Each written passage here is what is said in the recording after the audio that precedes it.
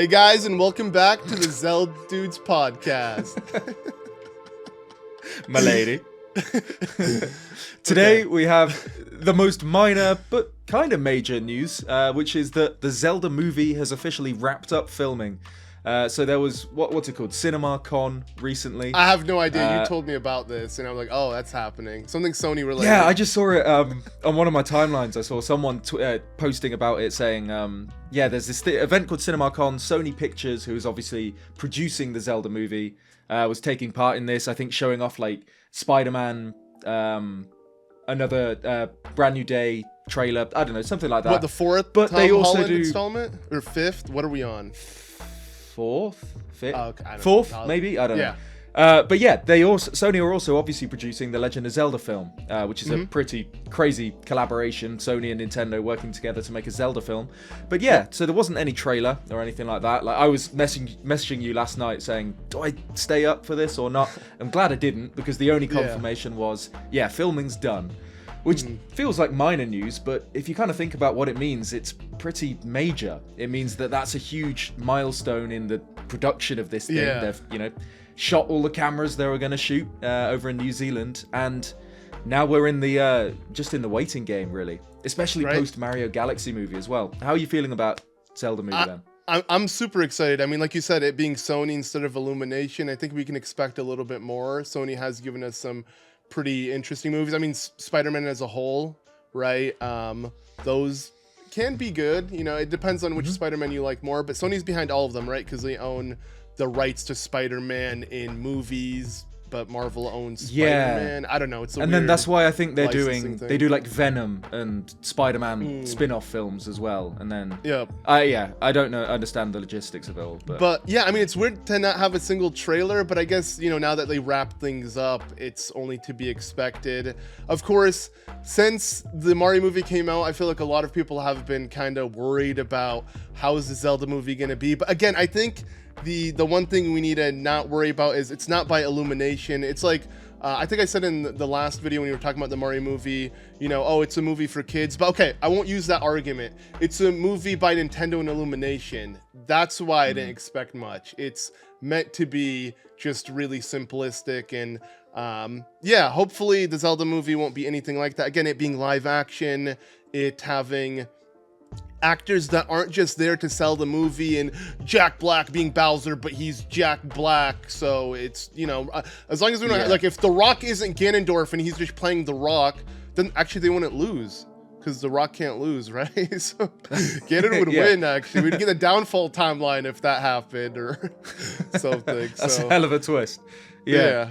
But I think we kind of both agreed on it last episode that we don't think the Mario Galaxy movie has changed our opinions on the Zelda movie. I think they're just completely different things. They're going to be aimed at different audiences, designed in different ways. So although, I had very... I'm not even mixed, just bad feelings about the Mario Galaxy film. I'm not any less excited for the Zelda film. I'm still really, really looking forward to this thing. And now we've officially had filming wrapped. I think maybe we're a little ways away still from a trailer. I'd imagine that'd be something that maybe whenever we get a new Nintendo General Direct, they'd announce in that they're doing a Zelda movie specific direct, kind of like they did with the Galaxy movie. It got its own thing. Whereas I think it's going to be time for a cast reveal like pretty soon, right? I can't imagine that we're going to go much further towards the release of this thing and still not know anyone in it outside of Bo Bragason and Benjamin Ainsworth, which but if they're not like A-list celebrities, we don't really need a cast reveal like that, because it's not going to help sell the movie. But I mean, if Nintendo were to do anything, I'm expecting Miyamoto to get on and just say, hey, expect this and this. He's a really cool guy. He's playing Ganondorf, whoever that is. That's what I mean. We got that. How soon before the first Mario film did we get that he's such a cool guy direct? I feel like a while. I think it was... it was way longer than this, right? Because we got exactly a year, essentially, right after this month, right? Or is it... May 7th. I think May 7th for... unless it's delayed again, which hopefully it won't be now filming's closed. But yeah, we really don't know anyone that's in this. Obviously, we know that Link and Zelda are the most important characters. And then from that leak, there was kind of someone on set with a camera. We know that her name's Dechen Lockman. Sorry if I've mispronounced that. She was in Severance, really fantastic in that. And we know she's playing Impa. I think we've discussed before that we think that's kind of basically perfect casting. She absolutely looks the part. She's a brilliant actress. Can't wait to see what she does with the character. But outside of that, there's still so many major roles for this. Well, basically every major role in this that we don't know. Yeah. So I can see it happening soon. Obviously, we know Link is in green, but there has been. I mean, the thing is, everything is rumors. People are saying it's going to be inspired by Breath of the Wild in a sense, which I don't know what that means. Maybe Sheikah will be heavily involved or something. But again, all rumors, speculation. What do you think, though? I feel like they have to do an original story, but if they weren't, or if they were going to heavily be inspired by a specific game, and hopefully they don't do the stupid amalgamation of every single game in one like Mario. I doubt they'll do that. I really doubt they're going to give us that. They can't. But if they were to give us a specific game, what do you think it would be? I feel like most people... It's got to be Ocarina of Time, doesn't it? Yeah. I think if it's like... Because there's... On IMDb, there's like a plot summary, and it feels AI generated in that it's so like non-specific, and it could basically apply to half the games in the Zelda franchise. Let me pull it up for you for now. Here you go. It goes, a live-action adaptation of the video game franchise. Brilliant. The Legend of Zelda follows Link, a young warrior destined to protect the magical kingdom of Hyrule from the forces of darkness. The land is under threat from Ganon, a ruthless warlord who seeks the Triforce, an ancient relic said to grant limitless power. To stop him, Link must embark on a perilous journey, battling monstrous creatures, exploring treacherous dungeons, and solving intricate puzzles to uncover sacred artifacts that can aid him in his quest. So, I mean, there's two major parts to this. One, we don't know if that's even a legitimate summary of the film, because, it's not been... We haven't heard it from Nintendo, it's just appeared on IMDb, and I think there was some other kind of movie information aggregator website that had it in the past. So, one, we don't know how valid it is, and two, it's like such a non-specific summary. That can apply to Zelda, almost any Zelda game, right? Any Zelda game with Link, Zelda, and Ganondorf, which is, basically every single 3D game except Majora's Mask and Skyward Sword, really, has like those three in different forms. So yeah, I think for me, if it's following one game, it's got to be Ocarina of Time. But hopefully, like you said, hopefully they don't try and follow it beat for beat, because then it kind of makes it stand on its own merit. You can kind of, in your head, you could kind of separate it from the Zelda games. You think it'll be in the timeline if it's original, or are we gonna piece together? Genuinely, it might be a hot take. I think it'd be sick if it was in some way, but I don't think it will be. I don't know. Yeah. I think it would be cool if it like tied into the story of one of the games or something, but I don't think it will be. And I think, although I would love that in like my dream scenario where like the movie is just perfect, but if it's not, if it's separate from the games, if it like there's no kind of crossover at all, like we've said before, you don't get kind of Benjamin Evan Ainsworth Link in the Zelda games. If it's completely separate, then if the movie isn't this perfect masterpiece that I want it to be, it doesn't matter, because they don't kind of they're in their own lanes. Then they don't kind of cross over or anything, which is probably the way it'll be, and that's probably for the best. Yeah, no, 100%. And I hope there's a deep story to tell of Link, like kind of overcoming the hardship, becoming a hero, really taking time and not just rushing things again. I wonder what film you're talking about. Right? no clue. But no, I mean, it's funny because like, what do you think the runtime will be? Because like I was thinking about, I'm like, so I had to rewatch Mario Movie 1 after watching the second one just to see, especially because you were saying there's a lot more heart in one. Dude, there isn't. Both movies are like, there's nothing going on at all. They're both an hour 30. Like, relatively speaking, there's like a crumb of heart in the first one, which there's like nothing in the second. I guess. But yeah. I don't know. For Zelda Movie, I want like 2.5 hours. That's the same. That's what I'm saying. I want like because they clearly with the Mario Movie, they have no story to tell, so they're doing the like isn't that like the feature length an hour and a half, or how much is it? Like, how much Is does it that have to it? be to Oh, be right. considered Is a that like movie? a... I don't know. It's Right. like they did the bare minimum, like get it, like uploading an 8-minute YouTube video. It's like, just get it long enough, call it a day. Jobs are good at, yeah. Yeah. But like, Yeah, I'm well, hoping, there's so much story that it needs to go on for at least over 2 hours. Yeah. Because, I mean, it's like the meme that I've never understood on the internet is, oh, Zelda games have never really had good stories. And like, haha, you can't spoil Tears of the Kingdom. Link will beat Ganon. That's the story. Haha. Which I've never understood that, because Zelda games do have good stories. And like, you can make a pretty valid point that the developers, they create these stories very late in the development process. And I've said before that I think the kind of Zelda lore as a whole is more of an emergent property of the franchise rather than something they planned out and, you know, wrote before developing the games, obviously. But that doesn't mean the games don't have good stories. Like, this isn't Mario. They don't have to struggle to come up with good stories, even though I think they shouldn't have struggled for the Mario Galaxy film out of all the Mario games. It's got a great story. Or they could pull from Paper Mario, which has amazing stories, but that's besides the point. Fourth. All Zelda games have at least a good story. Most of them have a great story. So I think there's no worries about that. If they decide to pull from the games, which, why wouldn't they? Otherwise, what's the point in making a film about these games if you don't pull from the games themselves? I've got no problem that the story itself would be good. I don't know. Yeah, it's just such a weird position to be in that we know it exists. Obviously, you know, it's all in like raw footage at the moment. It's probably on some like editing PCs somewhere in America or whatever, but it exists. The Zelda movie does exist. It's been shot, and we don't know anything about it. We don't know who's in it, really. We don't know the story. We don't know how long it'll be. We don't know. It's just a crazy position to be in. But I think that now we're in a post Mario Galaxy world. We've had that film, you know, it's done, it's out in cinemas. I think perhaps, I don't know how long films stay in cinemas for now. I think it's way less time post-COVID than it used to be. Yeah. I don't know, but the point is, I think when Mario Galaxy's out of cinemas and they've kind of stopped the marketing push for that, that's when I think we'll see them kind of kick it up a gear. Yeah. And that will be around the time Nintendo usually has, like, you know, E3, now that's gone. Nintendo usually has something to show off in the middle of the year.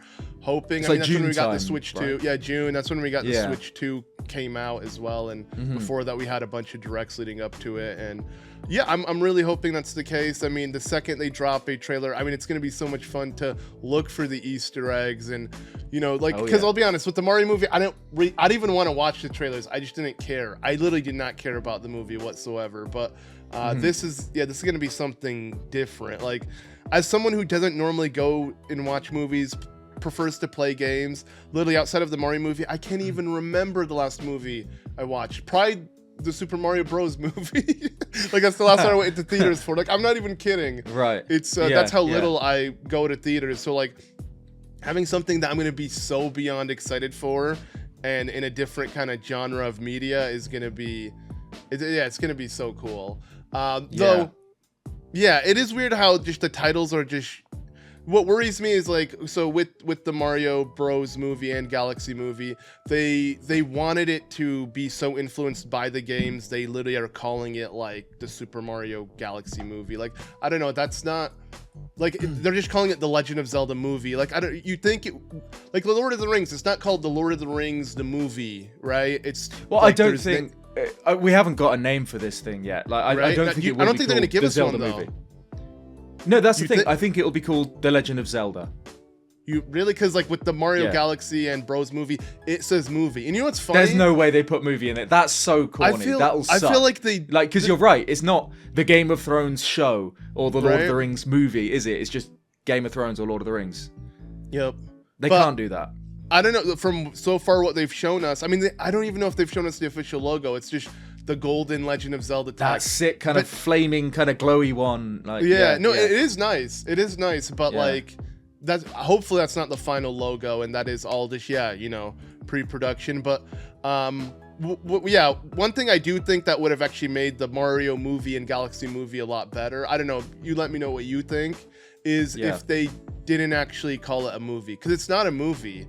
If, like, let's say it was called the Super Mario Galaxy Special, do you think that would have maybe hit differently? you know? Maybe. I think it would have sold a lot less. I think way less people would have gone to see it, because especially the first one. Because like thinking back on because I really didn't enjoy the Galaxy movie, but then I really did enjoy the first one, and I think looking back on it, like reflecting on it, a little bit of that, or maybe a large bit of that, was just the kind of impact of seeing the Mario movie and going to a cinema and seeing like a really beautifully animated Mario film, and I think because of that I excused a lot of its issues, whereas Mario Galaxy, obviously it's cool that it's making a movie about one of the best Mario games, but the kind of novelty of seeing the Mario movie had completely worn off by that point. It's like, okay, it's another Mario movie, what have you got for me? Oh, nothing. Brilliant. Whereas I think the Zelda movie, I think just The Legend of Zelda is all you need, because it's got the name recognition. It doesn't need movie, because I think maybe it's not the right way to think about it, but it feels like putting movie in it kind of kidifies it, kind of lowers the target audience. I'm thinking Lego movie, Emoji movie, stuff like that. Like movies with movie in the name, they're never like serious things. Yeah. And because they're adaptations. I'm looking at the IMDb. That's the whole idea. Yeah. But I'm looking at the IMDb page right now and stuff. It's all just called The Legend of Zelda. I don't think we'll get the word movie in it. I hope not. Yeah, no. Like you said, just colloquially, like we'll, as Zelda fans, we'll call it, the Zelda movie, because to differentiate, we're fans of the games. Exactly. Yeah. Yeah. No, I agree, and hopefully they give us something that actually means something, and it isn't, because like you said, and like how I felt with the Galaxy and Bros movies, it's like they really did feel like it's an homage to the games and nothing more. They're not trying to do anything more.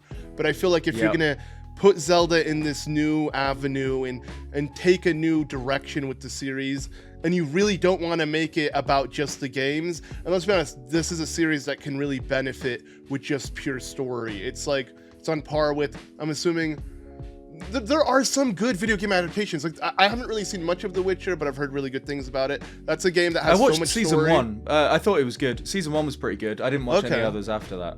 Yeah, so there are games, especially fantasy-esque games, that can translate really good into movies. Did you watch The Last of Us? Yes, I've watched the first few episodes, but I don't know. Season 1 of that was really good. Again, I didn't watch season 2. Fallout. Oh, for some reason Fallout's I bounced really off that. I don't know why. Yeah, because I like the games. I watched like 2 or 3 episodes and I just kind of fell out of it. I don't know why. Season 1 was really good. I enjoyed it. I said season 2 was a bit slower for me. Arcane, dude, and that's animated. Oh right, yeah. And that's animated. That's my favorite animated series of series, not movie. Hercules would be movie. Series would be Arcane. Arcane, and nothing comes close. I keep telling you to watch it. Thing is, I grew up playing League of Legends since season 2, and my favorite characters were Piltover characters. So it felt like it was made for me. Like it was like, oh, I love literally Vi, Jace, and then even like when it comes to Zahn, Echo, and it was so weird just to have that all come together. And I'm not like it's so good, but again, sadly, season 2.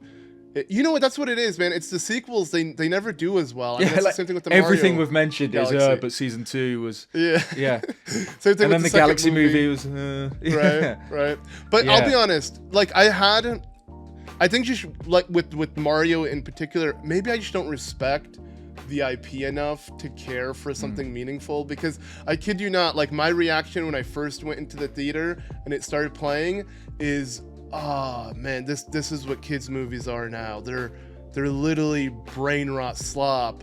But then I'm just like, either I'm gonna watch the rest of this movie upset, or I'm gonna just accept the fact that this is the reality. And I think once I accepted it, get yourself into Bing Bing Wahoo brain mode and just literally enjoy. Or ton triple T. I don't know. There's literally like an AI. I see you're so tapped out of it, and I only know it because of Fortnite. But like there is this whole series of AI slop creations that are on TikTok that have become so viral. They literally took the characters and they look like AI and they put them in Fortnite even. That's how big it's gotten. So like Mario? Bro, no, in Fortnite. But like my point is like if Nintendo's trying to cater to the youth today and trying to like be as competitive as what's popular now, they have to go full brain rot slop. Like it really is sad to think about. But again, that's just sadly the reality we live in. Like when my kid grows up and starts watching things, I'm gonna make sure he watches stuff I grew up with, not whatever is made for today. Because I mean, it's the same thing people say about SpongeBob. You know, like SpongeBob's gotten so much worse, but it used to be so good. You know, but OG SpongeBob was like, actually, like, you know, I can still watch that today. Like if an episode's on or something, it's entertaining. But like, I think some, you know, there are modern movies that are kind of aimed at child audiences that, you know, are still just brilliant. Like one of the best films I've seen in the last maybe like 10 years, I guess, is Puss in Boots: The Last Wish. Same. Oh my god. Oh, it's so good. That is so good. Yeah, dude. Literally, I was telling my wife that too. I'm like, this is. It's got no reason to be that good. It's just like, it's like what the second Puss in Boots film of like, it's like a spin-off of a franchise that's kind of been largely irrelevant for a long time. And it just comes out, and it's just one of the best films I've ever seen. It was unbelievable. It's too good. Like, especially like 9 Lives and how he has, Death, the character. He's terrifying. You're right. And I agree. There are so many movies that can still have heart and soul and be meaningful to kids that can come out today. But if you're looking at the competition, I think sadly Nintendo. I mean, again, Nintendo was with Illumination. That I think that alone doomed them from the get-go. Imagine Nintendo worked with DreamWorks for the Mario movie. Dude, that would have been so good. There's no way. Like that's why I'm kind of happy Sony's taking the mantle for the Zelda movie, because, you know, Sony has produced a lot of really good stuff, and when it comes to live action, they don't miss like that. You know, it's even the Venom movie, you know, it can be a little cringe, but like it's a movie, right? It's still a movie. I haven't seen it, except the only thing I know is that the Eminem song that came out the Venom. Yeah. That's the first thing that popped in my mind too, actually. No, but it's not horrible. It isn't bad at all. Okay. And I'm hoping. I like Tom Hardy, but I just haven't got around to watching it. Yeah, right. He's a really good Venom. Very though heavy on CGI, but again, we're probably gonna get the same with the Zelda movie. You're getting this fantastical fantasy, you know, whimsical world. You're gonna have to. It's gonna be so heavily CGI'd, especially with how movies are nowadays. Just, dude.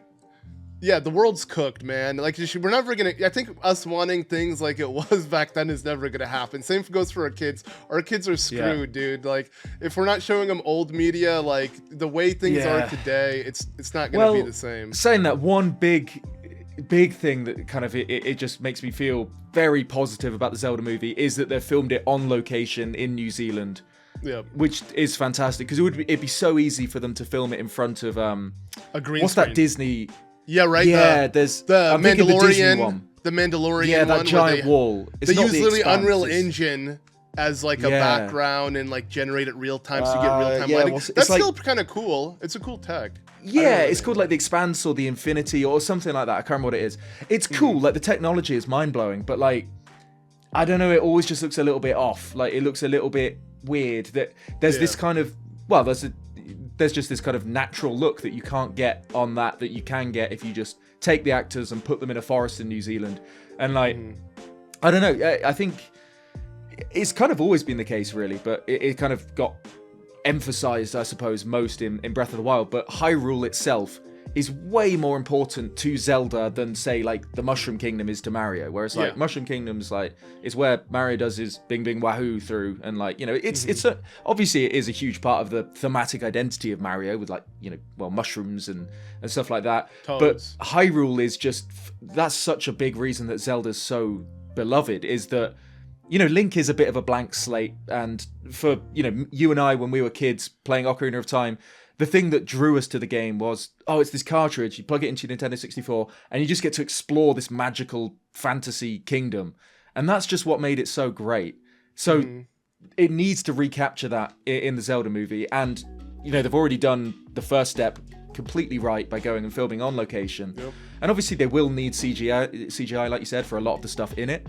But just actually grounding kind of the, you know, the base of the film in reality, it is huge step in the right direction. 100%. Okay, I'm gonna ask you. This is why I upset. Okay, you've got your smile on. What? You got some stupid question, right? Yeah, it is a stupid question. What if they did the Mario Galaxy / Bros movie route and Link didn't even need to save Zelda? They made Zelda the girl boss. How would you feel? Wow. Because the thing is, I can kind of see both sides in that we've talked before about how Zelda's like our baby, and it's inevitable. Zelda movie's going to come out. Princess Zelda is going to do some cool stuff because she's Princess Zelda. She is. It makes more sense than powerful. Peach. Yeah, and we know we're going to get all these kind of reactionary slop videos saying, oh, Nintendo's gone woke and made Zelda all powerful or whatever, and like, clearly you haven't played the games because Zelda is powerful, but I think I think you pointed out in our discussion on the Mario Galaxy film that Mario doesn't really have like a hero's journey or really any kind of arc in the Mario film, because Peach takes the lead, which it kind of makes sense for the Peach they've written for the films, but it doesn't translate well to the games. And Link, I need to see Link have his own moment. I think Zelda will inevitably be powerful and do some cool stuff in the film, as she should, but I don't want her to overshadow Link in the same way that I don't want Link to overshadow Zelda. I think both of them are just so important to this. They need to work together. I'd love to see a final boss fight, similar to, Ocarina, maybe not Ocarina of Time because Zelda's kind of trapped outside the fire, but maybe Spirit Tracks. I don't know, something like that, or Breath of the Wild, or something like that, where it's kind of they both have huge parts to play in it. She can have the final moment. Link just needs some time, as well. Yeah, that's it. Yeah. Because it is like the new Hollywood. Like, I do not agree with people getting upset, about this is woke, this is that. Obviously, just being upset for the sake of being upset. I feel like always people are looking for something to complain about, but you can't deny that the Galaxy and Bros movie ham it up a little bit too much. It was kind of like the same issue people had with, I think, Captain Marvel, which, funny enough, Brie Larson played that. I feel like it upset a lot of people. I think Brie Larson. Oh, she was Rosalina, right? Yeah, and she was Rosalina. Yeah. But Rosalina wasn't the girl boss. She's an actual Nintendo fan, Brie Larson. I don't understand the hate for that casting. If you're going to cast any Hollywood actor, get someone who plays the games, and someone who played the most fitting. She's out of any actor that would play a video game character, it would be Scott Pilgrim's girlfriend, right? Like, she literally played, right? Like, I feel like that. I always completely forget she was in Scott Pilgrim. Same. I always think of her as modern Brie Larson. Yeah. And she's unrecognizable when you watch the movie. I think also the hair color and everything, and them just being younger. Yeah. But overall, I love Brie Larson as an actor. I think her casting was perfect. If anything, I wish she was Peach. I feel like it would have been cooler if she was Peach. It would have made more sense. But whatever, Rosalina's dope. But I feel like Rosalina didn't get enough spotlight for her to really shine. Like, she must have felt weird in the booth just doing and then realized, that's all my lines. I'm done. She is the quintessential damsel in distress in the Mario Galaxy film, isn't she? She has a cool moment against Mega Leg at the start, then is captured, and she's basically just a battery for the rest of the film, powering the big gun or whatever. Right. But sadly though, there has been that trope that has been, it's almost like an overcorrection. So it's like, sure, we need to modernize movies and not always have a damsel in distress and always have the female character be the weak one that needs to be saved or something like that. They should also have power. Think about us watching Spider-Man, how many people inspired, having a female character like that can inspire so many girls. You have a daughter. I'm sure you want her to have a role model, some fictional role model to look up to. It's nice to have. We had Blank, we had so many. Again, Spider-Man was my go-to. I'm assuming Spider-Man was your go-to for superhero as well, or? No, I never really got into Spider-Man. I don't know. Really? Was it UK really Man? Landed for me. UK Man. I love that guy. Yeah. Is that a thing? I hope that's a thing. I don't know. I just think Captain America, Captain England. Okay. No, I wish. No, I was never really huge on superheroes. I like the Dark Knight when that came out. That was sick, but I was never really a superhero kid. Yep. But okay, my point is I feel like they're overcorrecting the idea of okay, we're gonna make them powerful, but then you make them too powerful that it just seems, it just doesn't make sense anymore. It's almost unrelatable. No one can relate to a character like that. Again, a character needs to have their flaws, their weaknesses, but can still be the strong, powerful person you want him to be. There has to be that dynamic of the two. And again, what Illumination did with Peach, they gave us nothing but a badass who has literally, she never ever has a moment of weakness. So with Zelda, I want her to be a badass, and if anything, she fits the bill way more than Peach ever would. But you need to give her, just like in Breath of the Wild, she was lost. She was completely lost until her power awoken. We need some of that. We need some soul. We need some heart. And again, I'm not too worried because, yeah, thank God it's not Illumination. So, you know, hopefully, yeah, it won't whatever be like it is, that. it just needs to be done with tact. I don't think one half of, well, like 1/3, I guess, of the Triforce can overshadow the others. You know, if we just got a whole film where Ganondorf was just, you know, beating the crap out of everyone else and there was never any pushback on him, and then it just rolled credits. Actually, that'd be kind of sick. I don't know. But either way, that's like, if they have the Rock, that will happen. It's in his contract. yeah, He can't lose. True, he can't lose. Yeah. But yeah, I think Link can't overshadow Zelda. Zelda can't overshadow Link. I think they need to be kind of, they need to work together to defeat Ganon in a way that they both kind of overcome certain character flaws and have their own sort of hero's journey. Which I think it's not difficult to do. You know, like Breath of the Wild shows how. I mean, that's just the best written Princess Zelda in the series by a country mile. You know, her character in that is so interesting to kind of follow her arc throughout the memories. It's not hard to write a character like that, I don't think, in this movie, because you've got so much to draw on from the games. And Link's character arc is, you know, writes itself, that he's going to be from maybe not Kokiri Forest, maybe not Ordon Village, but he'll be from some sort of rural thing, and he'll kind of have his own self-doubts, but he'll be selfless and push that all aside to fight for what's right and save his kingdom. You know, that's all. Hopefully, it all boils down to just take what they've done in the games and put it on the screen. That's how you do it.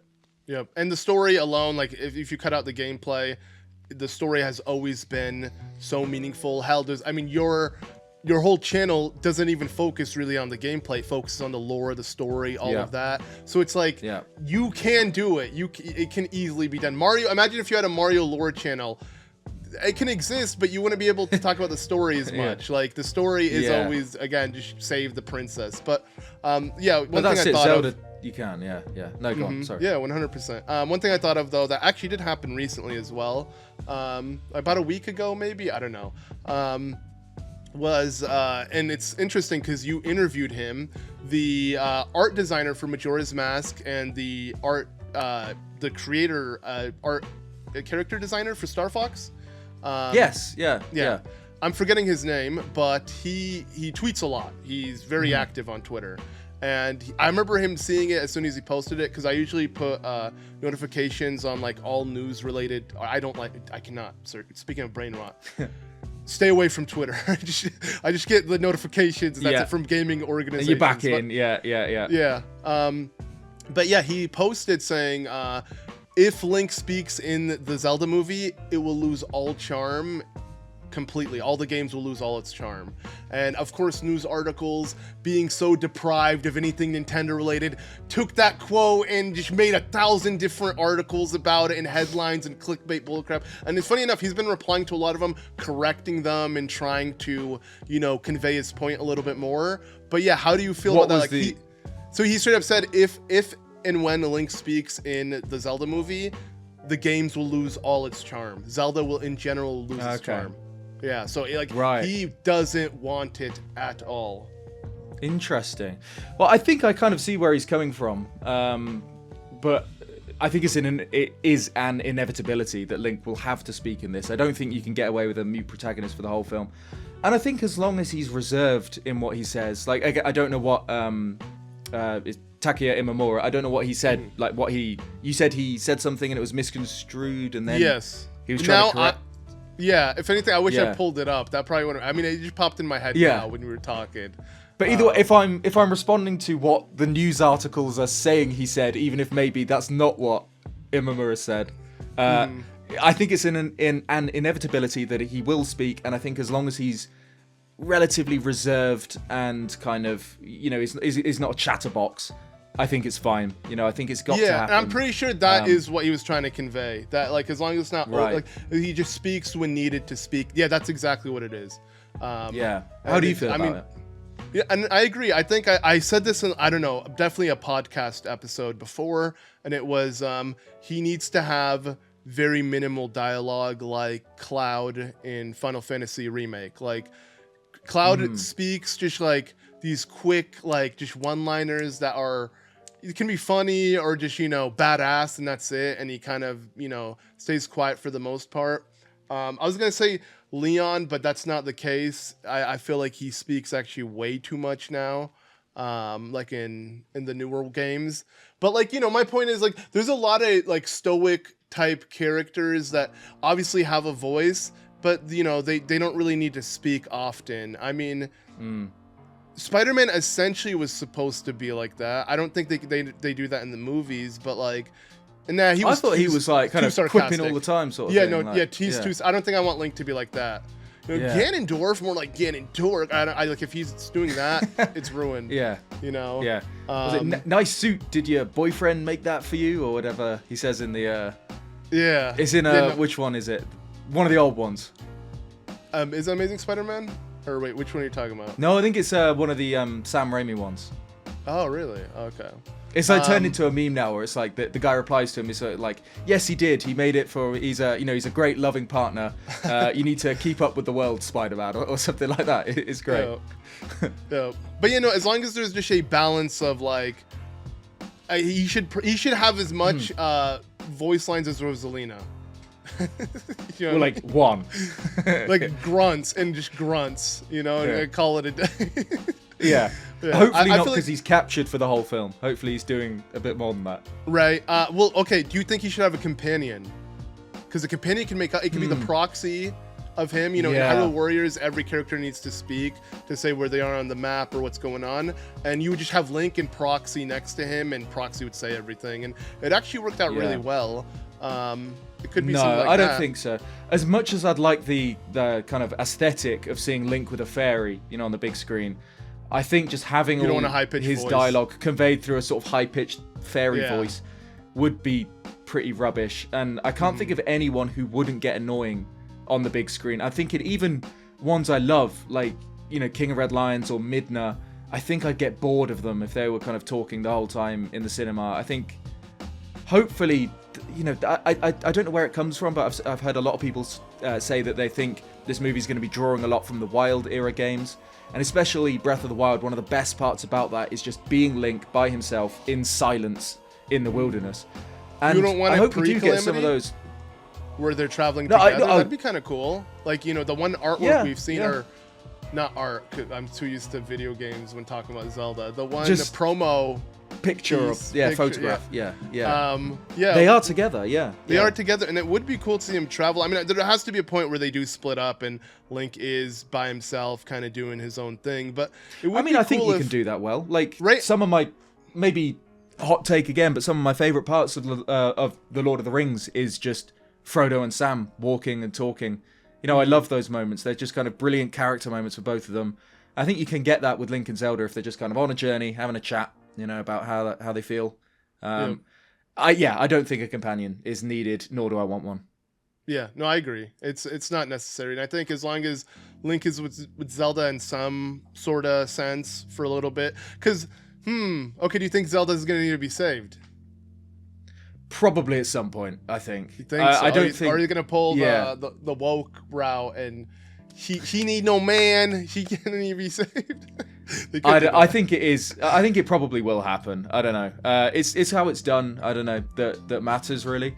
So I assume there'll be moments, you know, when Link needs to be saved by Zelda. Maybe not that he's trapped in a crystal or something, but I can imagine moments where, like, you know, Ganondorf is about to hit him with a sword and Zelda fires an arrow or something like that.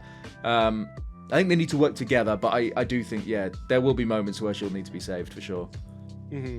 Yeah, I what agree. Do you think? Like, it needs to have some similarity to the games. At the end of the day, this is an adaptation. I don't want it, again, to be just references galore, but there needs to be like, okay, this is based off of the series I've been playing forever. And usually Zelda, eventually she gets, you know, put in a position where she can't help. Because if Link and Zelda were together at all times, I feel like they would generally have a much better chance against Ganondorf off the rip. But then losing one of the pieces of the Triforce and it being on Ganon's side, I think helps establish this imbalance and really gives it, puts Link in a much worse situation. And I want to see kind of like A Link Between Worlds final boss, where he kind of he pulls the other piece of the Triforce out, and then he's got two. It's one of my favorite Link moments. Link just shows him the Triforce of Courage. Right? It's so cool. Yeah, but you're right. Yeah, like I don't know why it slipped my mind before, but the Wind Waker's final battle,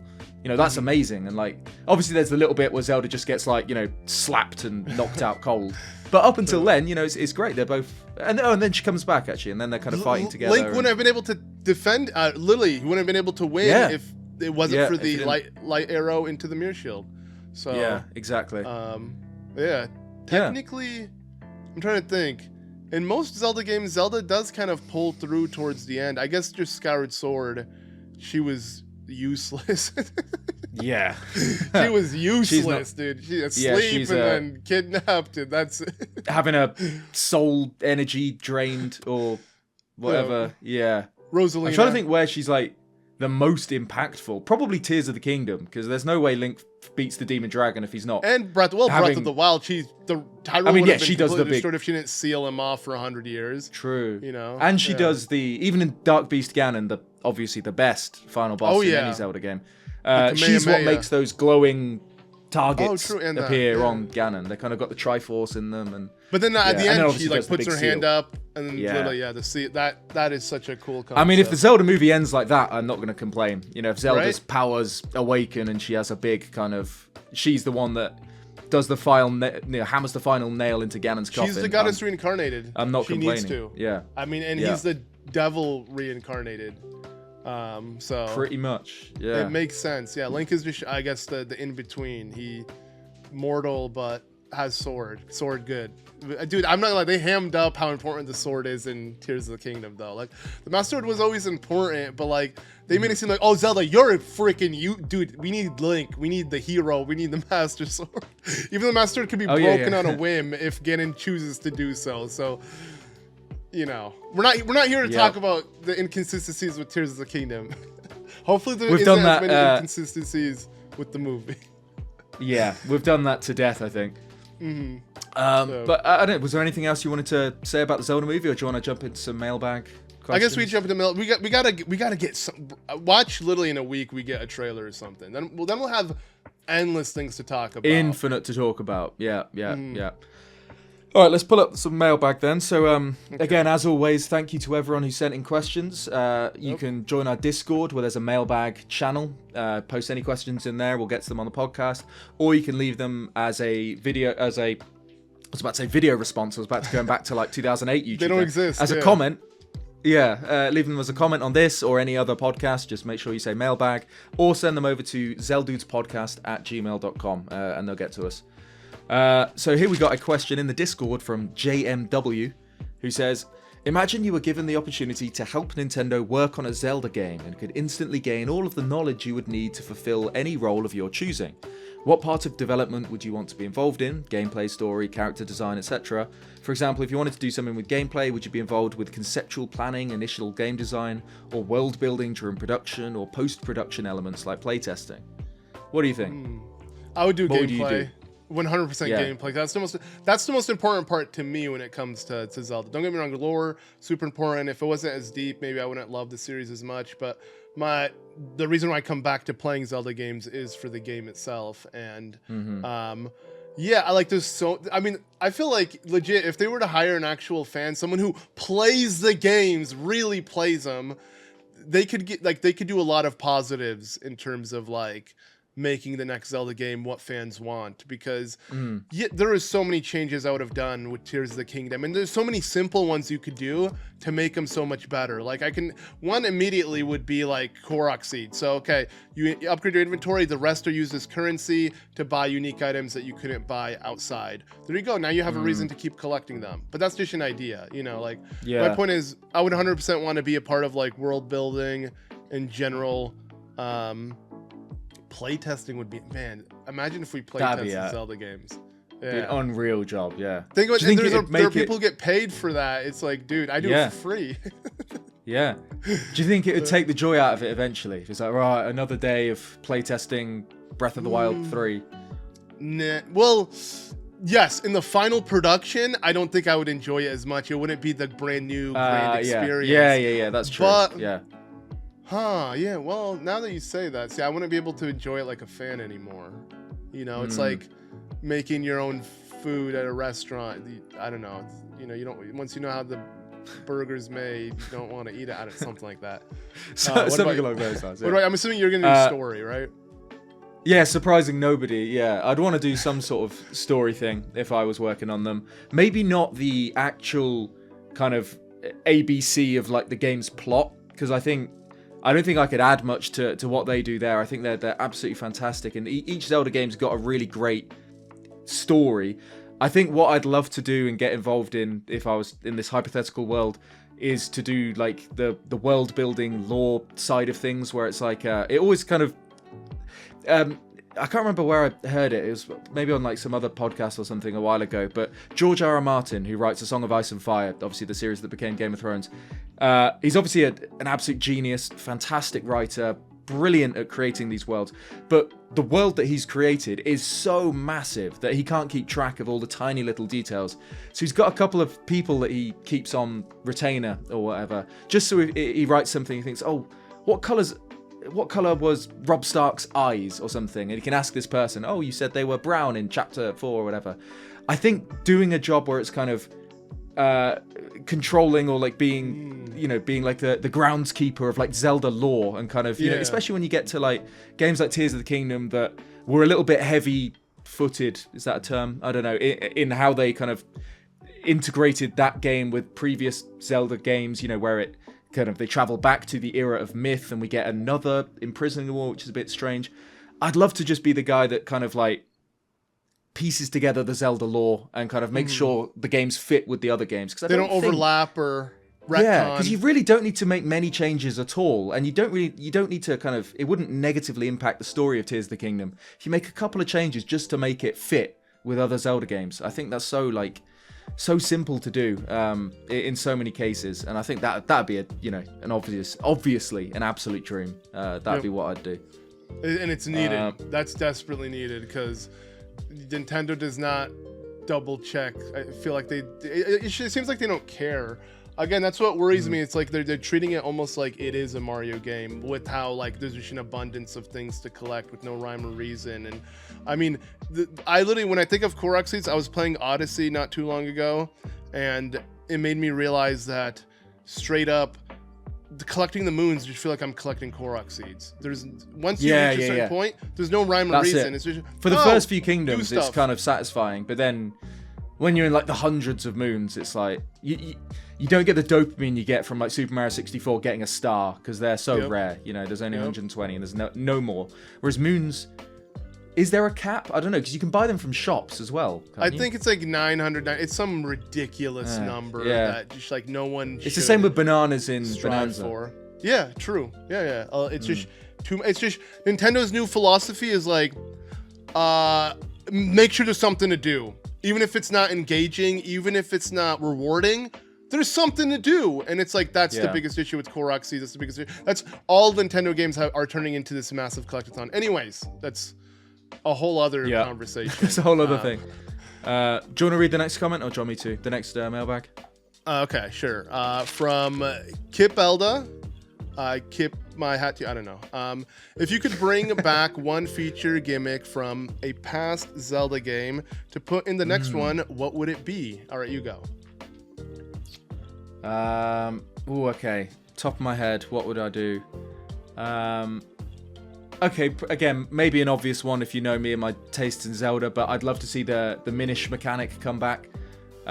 There was a time pre-release Breath of the Wild, sometime during development, where they considered adding the Picori, Minish, whatever, in little houses. And I don't know whether that implies that Link would have been able to shrink down to enter them, or because in the screenshot we just see him like kneeling down. Yeah.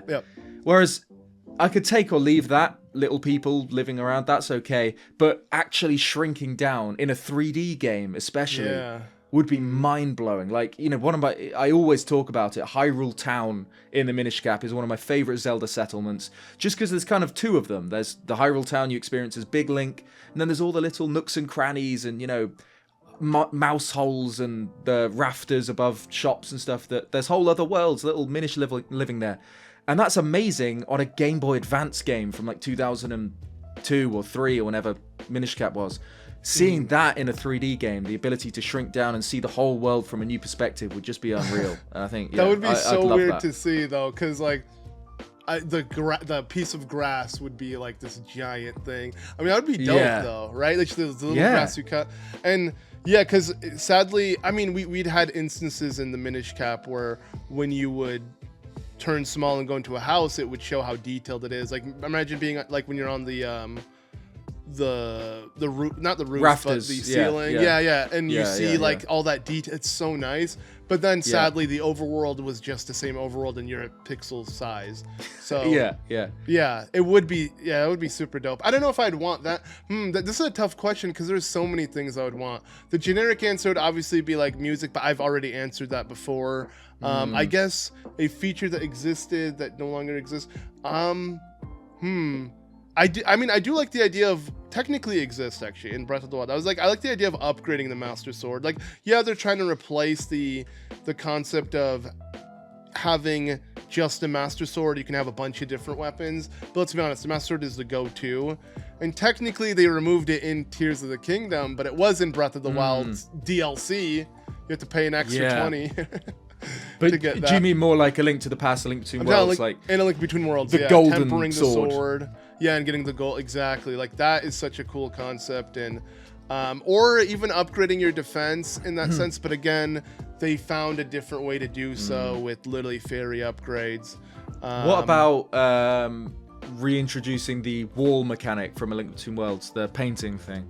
That's cool, but like, it's not needed. Then I would be like, oh, give me a wolf. I want to turn into a wolf. I don't. What about another animal form? I don't know. What about? I think we've been down this discussion before, and it ended up with like Zora Link or Giraffe Colin and stuff like that. Link turning into like a. What if he turned into like Kapora Gabora? He would turn into like a hawk, and that's how you fly. That'd be kind of cool. Owl. Yeah, owl. An owl represents Link if he is. Essentially, I see what you're saying. I'm an idiot. All of a sudden I started thinking of the hawk from TP. You went to Twilight Princess, I went to Twilight Princess on accident. True, owl. I thought you just. Well, I thought that the baby got lost at the start of Twilight Princess. I thought you like owl, and the British you had an L. Owl. I don't know. I stubbed my toe. Okay, right. But another one, actually, to be fair, that would be cool to see again is Majora's Mask resetting time. I think they could do a whole lot with that now. And Masks. Because they made that game in a year. And Masks. Yeah. There's too many, actually. Yeah. But yeah, no, I agree. But okay. Blood, like, I was thinking, so my original idea with Tears of the Kingdom, when I saw the Blood Moon in the second trailer, I want to say, you see Link standing on... I want to say the Great Plateau where you get the paraglider. You probably know the exact location. I know. It's the Akala Fortress ruins. Is up by the Akala Tower. Like you're not even close to the Great Plateau. Never mind. Weirdly, it's like there was a whole thing, like a discussion about it on Reddit in like 2023, where it's like he's standing in a building that either didn't exist in Breath of the Wild. I can't be asked to go and explain it all. Okay. Doesn't matter. Yeah, it doesn't matter. I'm lost in the weeds. The architecture looked like the Temple of Time, and that's why I associated it with it. Yeah. But like when I initially saw that, I'm like, okay, they're reutilizing the Blood Moon concept. Okay, then they're gonna do something different. I'm assuming. Nope, we got the exact same thing. But imagine if the Blood Moon was literally a event and you had to like go through, either speed through time and not deal with it, or literally deal through it and have to fight so many enemies, hordes and stuff, constantly things spawning, gloom hands everywhere, just like this crazy thing.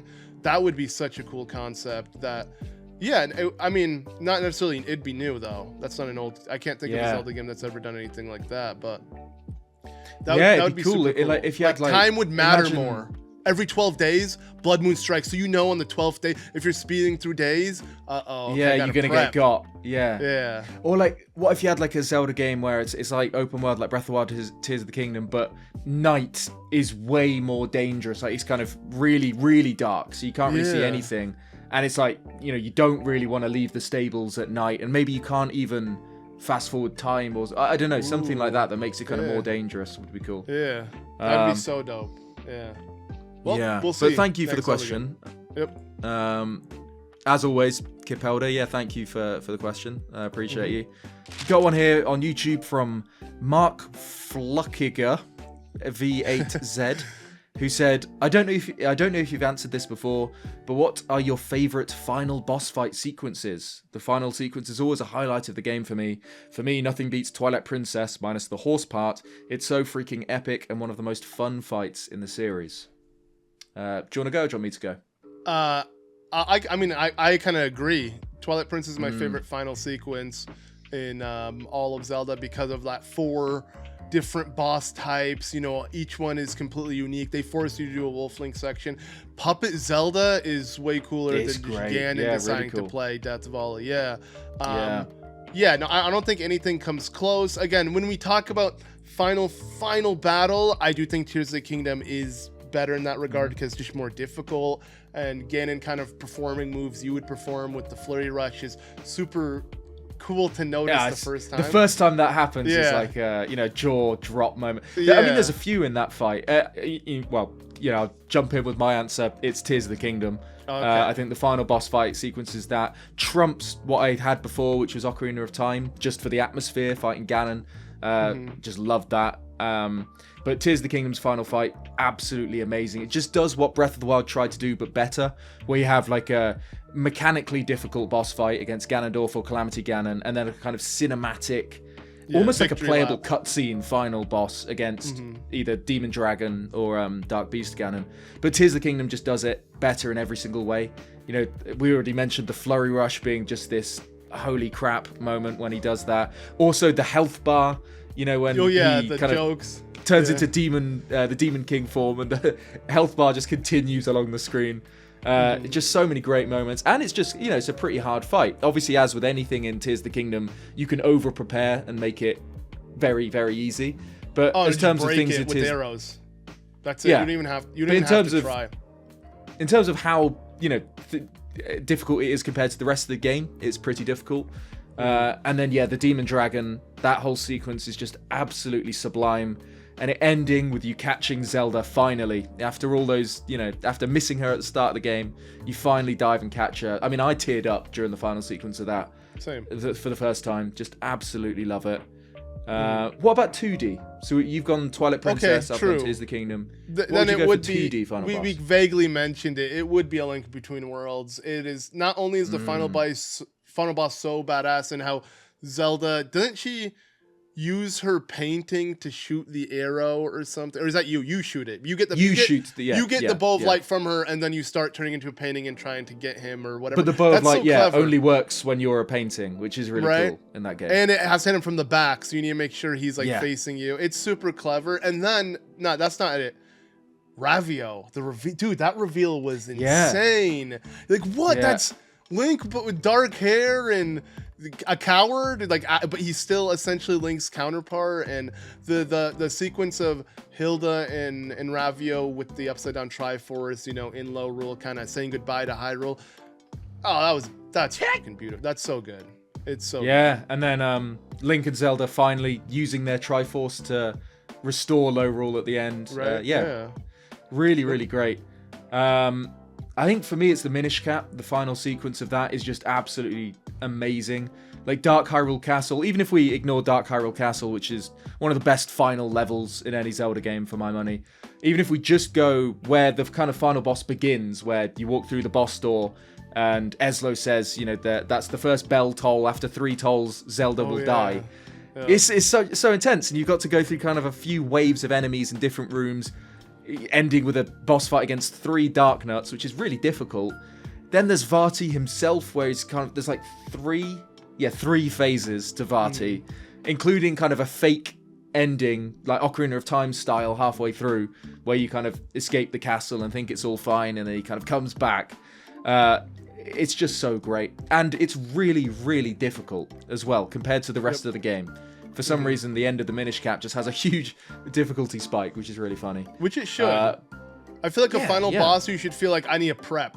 If you didn't do all the side quests, go do them. Like I want, because usually it's hard to, especially with Zelda, where the story doesn't even continue. It's like you want to save it for last. You want to make it feel like it's the final thing. I 100% agree. It's so well done. Nintendo needs to have more collaborative, video games like that. FromSoft. I mean, Capcom smashed it. Yeah, well, I mean, FromSoft's the dream, but yeah, Capcom. I mean, I'm not the hugest fan of the Oracles compared to some people. Some people absolutely love them. I think they're fine. I think they should need a fresh coat of paint. I think you'd like them if they weren't so like. They're just a bit clunky because of the Game Boy. Yeah. But yeah, I think Capcom just. I don't know, give them another go. I don't know. I suppose it's not the same.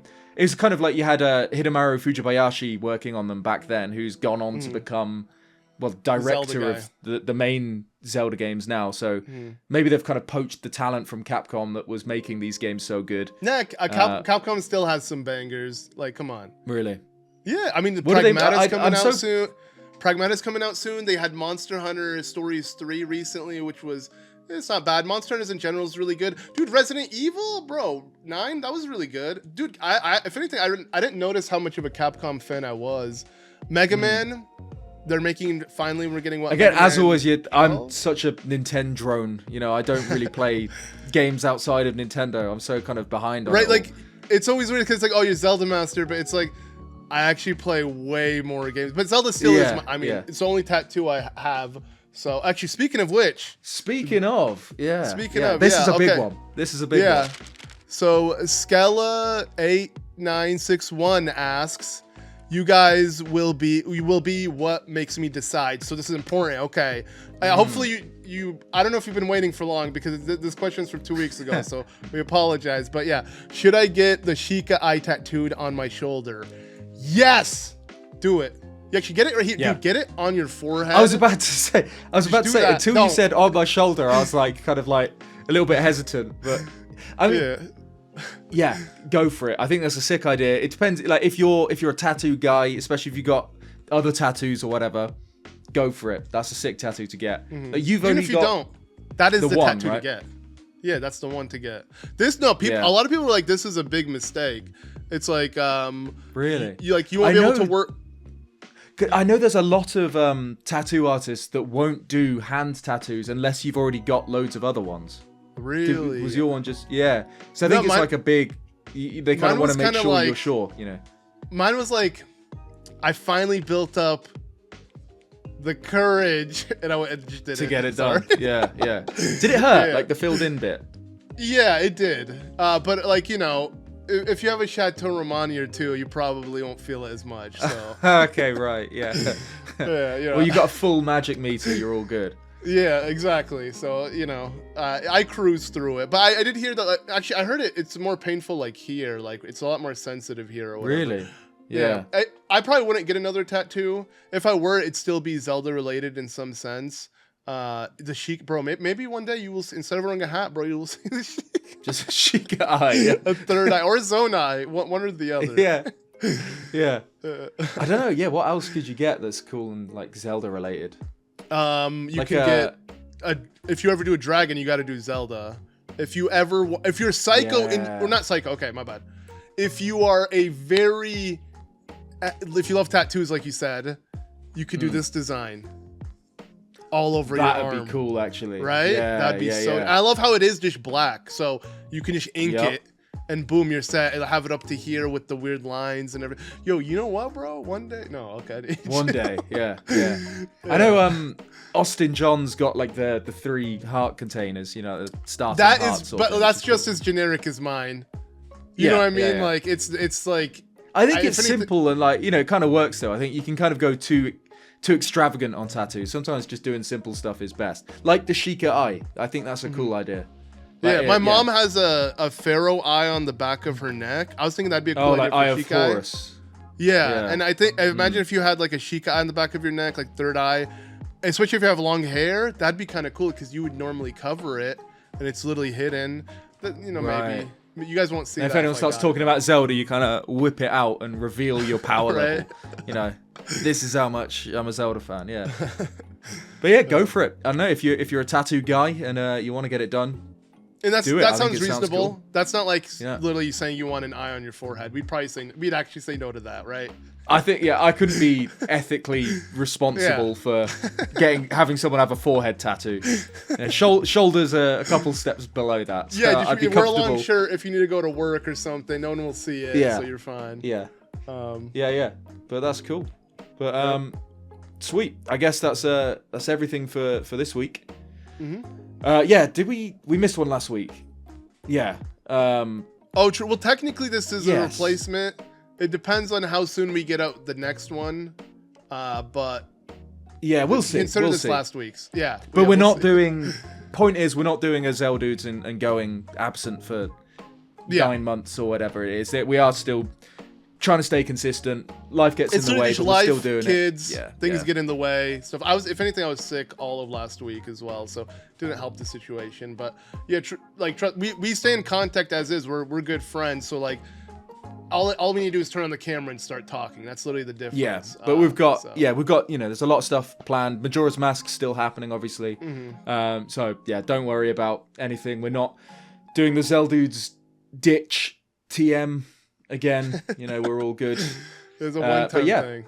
That was a one-time thing. But thank you all so much for listening, watching, whatever you did. And I guess we'll see you in the next one. Peace.